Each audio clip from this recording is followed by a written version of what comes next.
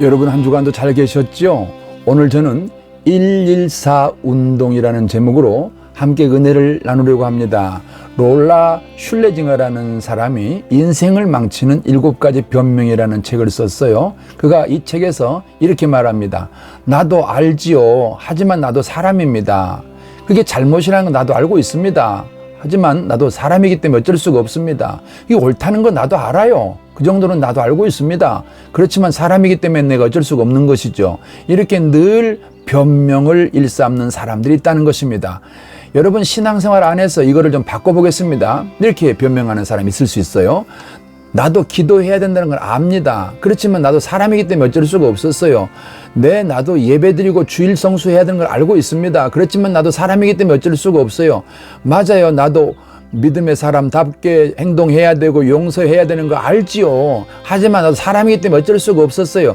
이런 식으로 늘 자신의 실패를 인정하지 않고 늘 변명으로 일관하는 사람들이 있다는 것입니다. 근데 여러분, 하나님의 자녀에게는 이렇게 변명할 필요가 없는 확실히 보장된 특권이 있다는 거 아세요? 다시 말씀드리겠습니다. 하나님의 자녀된 성도에게는 확정된 3가지 특권이 있습니다. 이걸 알면은 변명할 필요가 없습니다. 자, 그럼 그것부터 말씀을 드릴게요. 먼저 공급받을 수 있는 특권입니다. 하나님은 진정으로 여호와 일의 하나님, 공급해 주시는 하나님이십니다. 빌립보서 4장 19절은 이렇게 말씀하세요. 나의 하나님이 그리스도 예수 안에서 영광 가운데 그 풍성한 대로 너희 모든 쓸 것을 채우시리라. 어떻습니까? 우리 하나님은 우리의 필요를 공급해 주시는 하나님 맞지 않습니까? 그리고 두 번째는요, 보호받는 특권입니다. 히브리서 13장 6절에서는 이렇게 말씀하세요. 그러므로 우리가 담대히 가로되 주는 나를 돕는 자시니 내가 무서워 아니하겠노라. 사람이 내게 어찌하리요 하노라. 하나님은 우리를 보호해 주는 분이에요. 우리 잘 아시는 대로 이사야 41장 10절 말씀은 이렇게 하십니다. 두려워 말라. 내가 너와 함께 함이니라. 놀라지 말라. 나는 네 하나님이 됨이니라. 내가 너를 굳세게 하리라. 참으로 너를 도와주리라. 참으로 나의 의로운 오른손으로 너를 붙들리라. 그렇습니다. 얼마나 힘이 나는 말씀입니까? 시편 46편 1절은 이런 말씀도 있습니다. 하나님은 우리의 피난처시요 힘이시니 환난 중에 만날 큰 도움이시라. 하나 더 말씀드릴게요. 고린도 4장 8절 9절 말씀입니다. 우리가 사방으로 우겨쌈을 당하여도 쌓이지 아니하며 답답한 일을 당하여도 낙심하지 아니하며 핍박을 받아도 버림받지 아니하며 거꾸로 뜨림을 당하여도 망하지 아니하고. 왜 그래요? 우리 하나님은 우리를 보호해 주시기 때문인 것입니다. 이것이 성도의 두 번째 특권이에요. 세 번째는요, 인도받는 특권입니다. 다시 말하면 지도받는 특권이에요. 하나님은 우리 인생을 최고의 길로 인도해 주십니다. 그래서 시편 48편 14절에 이렇게 말씀하세요. 이 하나님은 영원히 우리 하나님이시니 그가 우리를 죽을 때까지 인도하시리로다. 언제까지? 죽을 때까지 인도하시리로다. 놀랍지 않습니까? 에레미야 10장 23절에서는 여호와여 내가 알거니와 사람의 길이 자신에게 있지 아니하니 걸음을 지도함이 걷는 자에게 있지 아니하니이다. 그리고 잠언 3장 55절에서는요. 마음을 다하여 여호와를 신뢰하고 네 명철을 의지하지 마라. 그리하면 네 길을 지도하시리라. 할렐루야. 우리 하나님은 이와 같이 우리를 인도해 주시는, 지도해 주시는 하나님이신 것을 믿으시기 바랍니다. 자, 그렇다면 이러한 3가지 특권을 우리가 누릴 수 있도록 우리 곁으로 오신 분이 계십니다. 예수님이 부활 승천하신 뒤에 우리 곁으로 오신 분이 누구예요? 보혜사 성령님이십니다. 성령님은요, 파라클레토스라 그러는데요. 이 뜻은 옆에서 도와주시는 분, 이런 뜻이에요. 변호자, 이런 뜻입니다. 그래서 우리 하나님께서 지금 우리 곁에서 우리를 도와주시기 위해서 보혜사 성령으로 와 계십니다. 이거를 알면은요, 성도의 특권을 누리게 되는 것입니다. 자, 여러분, 성도가 가진 특권을 누리게 해주시기 위해서 이렇게 요한복음 16장 7절은 이렇게 말씀하세요. 그러나 내가 너희에게 실상을 말하노니 내가 떠나가는 것이 너희에게 유익이라. 내가 떠나가지 아니하면 보혜사가 너희에게로 오시지 아니할 것이요. 가면 내가 그를 너희에게로 보내리니 예수님께서 승천하신 뒤에 이 땅에 우리를 고아와 같이 버려두지 아니하시고 우리를 도와주시려고 오신 분이 바로 보혜사 성령님이십니다. 이 성령님께서 뭘 하시는가? 요한복음 14장 26절은 이렇게 말씀하세요. 요한복음 14장 26절입니다. 보혜사 곧 아버지께서 내 이름으로 보내실 성령, 그가 너희에게 모든 걸 가르치시고 내가 너희에게 말한 모든 걸 생각나게 하리라. 평안을 너희에게 끼치노니 곧 나의 평안을 너희에게 주노라. 내가 너희에게 주는 것은 세상에 주는 것 같지 아니하니라. 너희는 마음에 근심하지도 말고 두려워하지도 말라. 아멘. 할렐루야입니다. 자, 그렇다면 이제 이 보장된 특권을 누리는 열쇠가 있습니다. 그게 뭘까요? 바로 기도하는 것입니다. 성도는요, 변명 대신에 기도하면 됩니다. 변명 대신에 기도 행동을 하면 됩니다. 기도는 부활하신 예수님이 구원받은 성도에게만 허락하신 권세와 특권인 것입니다.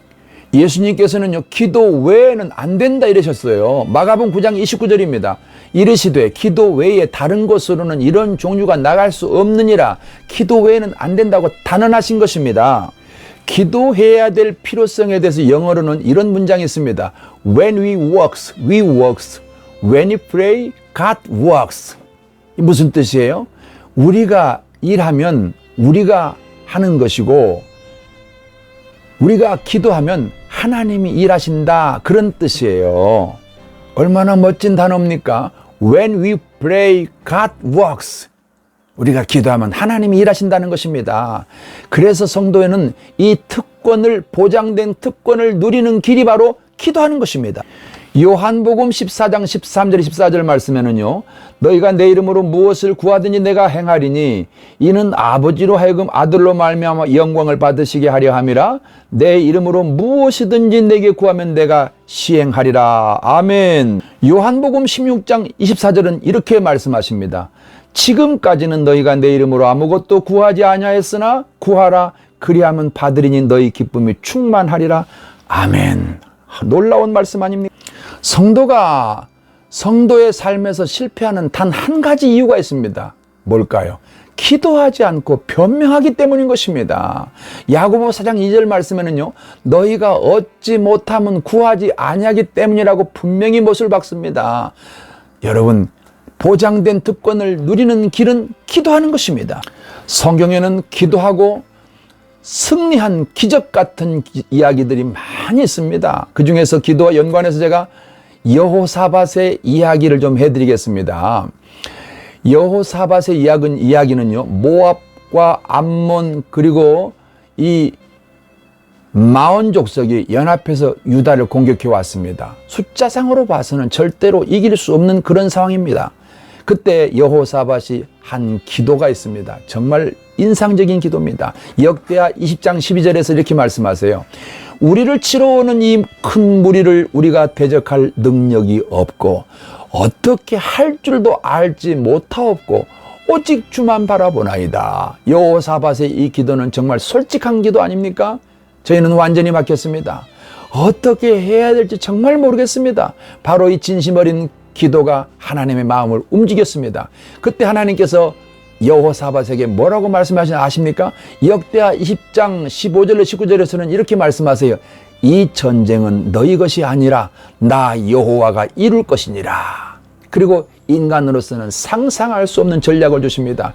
뭘까요? 바로 찬양대를 제일 앞에 앞세워서 나가라고 명령합니다. 이건 전쟁에서 상식적으로 말이 안 되잖아요. 전쟁터에 무장한, 중무장한 군인을 보내야지 찬양대를 보내는 게 어디 있습니까? 그러나 하나님의 전략은 그렇습니다. 그때 순종하고 그들이 그처럼 하면서 앞에 찬양대를 세우고 찬양을 하기 시작하자 놀라운 일이 벌어집니다. 적군들이 서로 아군끼리 자기들끼리 싸우기 시작하는 거예요. 이건 단순한 충돌이 아니고요. 아예 전멸할 때까지 서로 공격해서 싸움을 합니다. 그러고서 그들은 전멸합니다. 바로 그것이 하나님의 방법입니다. 하나님이 일하실 때 이런 일이 벌어진다는 것입니다. 그러므로 우리는 낙심하지 마시고 좌절하지 마시고 불평하지 마시고 변명하지 마시고 뭐 해야 돼요? 기도하면 되는 거예요. 이 여호사밧이 응답받은 이유가 어디 있을까요? 바로 그는 솔직하게 자기 계산하지 않고 자기 경험 내세우지 않고 어떻게 할지 모른다고 고백했기 때문인 것입니다. 인간의 능력으로는 대적할 수 없는 상황에 놓였음을 인정하고 하나님 앞에 자신의 무기력을 자신의 아무런 힘이 없음을 표현한 것입니다. 연약함을 인정하고 하나님을 바라보겠다는 것입니다. 그 고백이 하나님을 일하게 하신 것입니다. 자신의 능력을 포기하고 주님만 바라볼 때 기적은 이렇게 일어나는 것입니다. 여러분, 변명 대신에 기도하십시오. 기도가 여러분 인생을 바꿉니다. 자, 우리는요 2035년에 거둘 10년 뒤에 거둘 꿈씨를 심었습니다. 10년이 지나서 수확하는 씨를 심었어요. 교회는요 꿈씨를 파는 가게입니다. 성도는요 그 꿈을 가꾸는 농부가 되어야 되는 것입니다. 그래서 우리는 10년 뒤에 거둘 꿈 씨앗을 심고 이제 뭐 해야 돼요? 10년을 하루같이 가꾸어야 됩니다. 그리고 10년 뒤에 이루어질 여러분 인생의 찬란한 미래를 바라보십시오. 그리고 선포하십시오. 그때 어떻게 하면 됩니까? 하루 한 번 40분 투자하자는 것입니다. 하루에 한 번 40분 투자하는 것으로 시작하자는 것입니다. 그러면 여러분 이게 114 운동이거든요. 잘 안 되시는 분들은요 30분보다 괜찮습니다. 그러나 하루에 한 번 정한 시간에 정한 장소에서 하나님의 집에서 말입니다 40분을 기도할 때 일어날 엄청난 일이 있습니다. 1년이 지날 때까지 별거 아닌 것이 있습니다. 별 아무 일도 없어서 그때 슬슬 힘이 빠질 수 있습니다. 여러분 낙심하지 마세요. 하나님은 그때 우리가 어떻게 행동하는가를 지켜보고 계시는 것입니다. 10년의 뒤에 일어날 믿음의 놀라운 현실을 바라보십시오. 그리고 다시 도전하십시오. 매일 이와 같이 하루에 한 번 40분씩 투자했다고 생각하세요. 10년을 이처럼 했다고 생각하세요. 어떤 일이 벌어지겠습니까? 구경만 하고 바라본 사람과 인생을 이와 같이 낭비하지 않고 우리 하나님을 절대적으로 믿고 신뢰하고 바라본 사람의 미래가 다를 수밖에 없겠죠. 달라지는 것입니다. 기도는 반드시 보장된 특권을 누리는 길입니다. 변명하지 마시고 기도하십시오. 하나님은 우리가 인생을 사는 동안에 믿음으로 산다고 살지만 기도할 수밖에 없는 환경으로 몰아넣을 때가 있습니다. 이때가 가장 하나님과 가까운 때입니다. 그것이 나한테는 고난일 수도 있고요, 질병일 수도 있고 다양한 형태의 문제가 내 삶에 왔을 때 그때가 기도할 수밖에 없는 환경이라면 이때가 하나님과 가장 가까운 시간입니다. 자, 김승모 목사님이라는 분의 간증을 제가 좀 전해드릴게요. 그분은 일본 선교사로 오랫동안 사역하는 동안에 차츰차츰 피곤하고 지쳐갔답니다. 결국 휴가를 내서 한국으로 왔어요. 비행장에서 내리자마자 달려간 것이 바로 하늘산 기도원이었답니다. 밤이 되자 곧게 뻗은 밤나무 숲 골짜기에는 각지에서 모여든 수많은 성도들이 들으는 뜨거운 기도 소리가 막 이글이글거렸대요. 거기 끼어앉아서 자기도 모르는 자기도 끼어앉아서 메마른 영혼을 위해서 성령이 임하시기를, 자신의 마음에 이 낙심된 마음에 이 피곤하고 지친 마음에 성령이 임하시기를 기도하고 있더랍니다. 그런데요 2시간쯤 지났는데요 하나님의 음성이 들리는 거예요. 김 목사야, 네가 지금 가진 돈 있지? 그걸 모두 다 네 저 앞에 보이는 저 청년에게 주어라. 그래서 눈을 떠서 바라보니까 웬 청년이 목이 터져라 열심히 기도하는 모습이 보이더랍니다. 내가 가진 돈 전부라면 이제 일본으로 돌아갈 비행기 티켓 끊을 것이 전부인데 그 돈을 다 주고 나면 나는 어떻게 돌아가는 말인가? 그걸 고민하는데요. 그래서 그 청년이 보이지 않는 곳으로 반대편으로 멀리 자리를 옮겼답니다. 그리고 마음을 가다듬고 다시 기도하는데 다시 똑같은 음성이 들리더랍니다. 이게 하나의 특징이더라고요. 제가 경험해 봐도 내가 못 알아들으면요 같은 말씀을 2번, 3번 반복하세요. 그러면 아 이게 잘못 들은 게 아니구나 확실히 알 수 있어요. 자, 그래서 하나님, 제가 만일 눈을 떠가지고 그 청년이 바로 제 앞에 있으면 그때는 두 말 않고 청년에게 제 돈을 다 주겠습니다. 그리고 청년이 안중근과 다시 멀리 떨어져 앉아서 기도하는데, 그런데요 다시 깊은 기도에 빠져드는데 무심결에 눈을 떠보니까 그 청년이 바로 자기 앞에 앉아 기도하고 있더라는 것입니다. 그러니까 하는 수 없이 하나님께서 말씀하신 대로 가지고 있는 돈을 다 주었대요. 그 청년을 불러서 주머니에 있는 돈을 다 털어주면서 말했대요. 청년이 얼마나 어리둥절할 거 아닙니까? 놀래서 왜 그러세요? 왜 그걸 나한테 주세요? 나도 모르겠는데 하나님께서 청년에게 형제에게 주라고 하니 나는 순종하는 것뿐이요. 알아서 쓰세요. 그랬다는 것입니다. 자, 그리고 그 말을 하고선 자기도 돌아서 이제 나왔다는 것입니다. 자, 비행기 싹시 걱정이 되어서 더 이상 기도할 마음도 안 생기고 이제 그 기도원에서 나가서 비행기 타야 되는데 이제 어떡하나, 이제 어떻게 이제 숙식을 해결하나, 뭐 여러 가지 걱정이 되겠죠. 자, 그리고 저녁 예배 시간이 되었는데 그 하늘산 기도원의 원장 목사님이 그날따라 이렇게 말하더래요. 오늘은 여러분들이 기도 중에 받은 은혜를 먼저 간증하는 시간을 갖겠습니다. 이렇게 말하니까 제일 먼저 아까 그 목사님이, 선교사님이 돈 털어줬던 그 청년 있잖아요. 그 청년이 앞으로 나오더래요. 그리고 자기를 소개하는데 저는 신학교 졸업반 학생입니다. 이번 학기가 마지막 학기인데 가정 형편이 어려워서 그동안 등록금을 내지 못했습니다. 결국 학교에서 독촉장이 날아왔는데 학교를 그만두든지 아니면 여태까지 밀린 등록금을 다 내든지 하라고 하네요. 그래서 무작정 기도원에 올라와서 하나님께 기도하는데요. 그런데 아까 생명부지였던 분이 다짜고짜 저를 부르더니 제한테 돈을 주셨습니다. 그런데 그 돈은 세어보니 밀린 등록금보다 더 많은 돈입니다. 청년은 말을 마치고 자기가 받은 일본 돈을 높이 들어 보였답니다. 그 간증을 들은 김승모 목사님이 저 청년의 등록금을 채워주신 하나님이 내 돌아갈 차비도 주겠지 하는 안도감이 들더라는 것입니다. 그래서 입에서 찬송이 나오더래요. 그래서 그는 다시 마음을 새롭게 하고 두어 시간 열심히 기도하는데요. 누군가 뒤에 와서 어깨를 툭툭 치더라는 것입니다. 돌아보니까 어떤 목사님이 저는 왕십리에 있는 모모한 목사입니다. 왕십리에서 목회하고 있는, 서울의 왕십리에서 목회하고 있는 모모 목사입니다. 선교사님이 너 열정적으로 기도하셔서 본의 아니게 제가 옆에서 기도를 잠시 듣게 되었습니다.